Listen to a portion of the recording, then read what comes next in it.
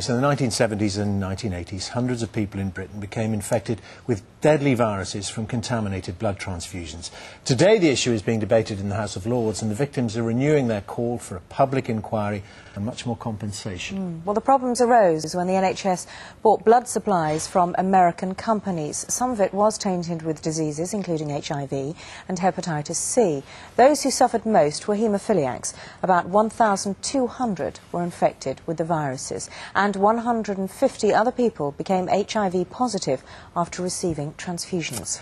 Well, with us now are Andrew Evans, a haemophiliac who was just 5 when he was infected with HIV and Hepatitis C. Also, Margaret Unwin, the Chief Executive of the UK Haemophilia Society. A very good morning to you both. Start with you, Andrew. We'll talk about the big issues, today's issues, in a moment or two, but you were infected at the age of 5, so you've lived most of your childhood, your entire adult life with these diseases. What has it been like? How have you coped?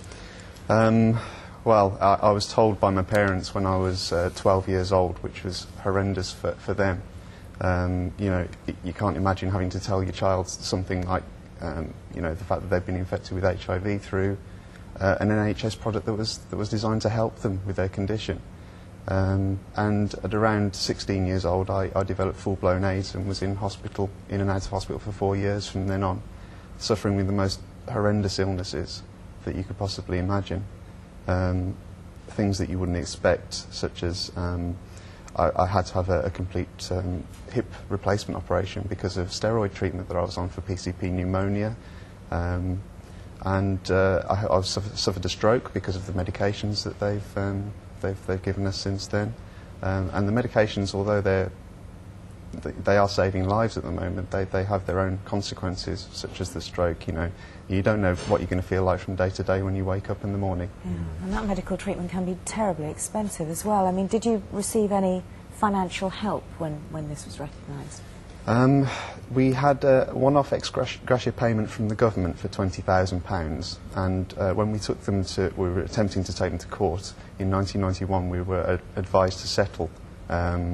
Because of our limited life expectancy, we weren't expected to reach the culmination of the trial. Right. So we were advised to settle for a low sum, which ranged from £21,000 to £60,000. In my case, being a minor, that was the £21,000. Right. Well, let's pick up on that with you, Margaret. The government may be under no legal obligation then to hand out more compensation, but do you think it has a moral one in these cases?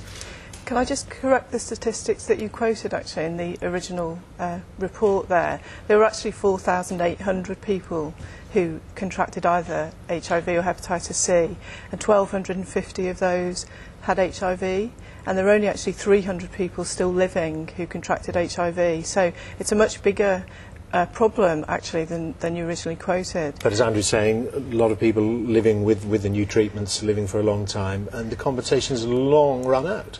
It certainly is the case that people are living a lot longer than they were expecting to, and that has meant that there are people who are living in hardship now, which certainly wasn't expected originally.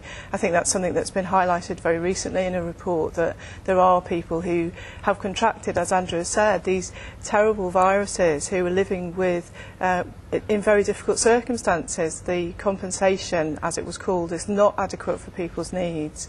And of course there's never been a public inquiry into what actually happened, which is something that the Society has been calling for a long time.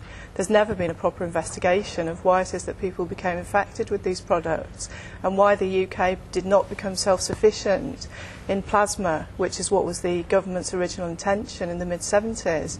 We never became self-sufficient. We continue to import American blood products, which of course are one of the sources of the infection, as you highlighted yourself in the beginning. Yeah. Andrew, how do you think an independent public inquiry would help you personally with your future and looking ahead to it?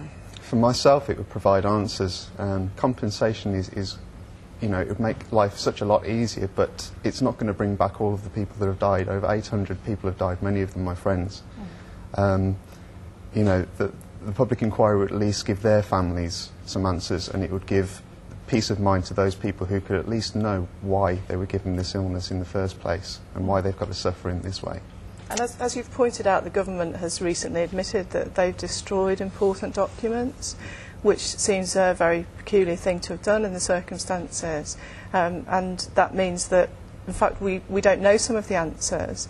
and they've resisted over a number of years having a public inquiry into what happened. So, as Andrew has said, he's never had any closure about why it is that people became infected. And that really seems very wrong.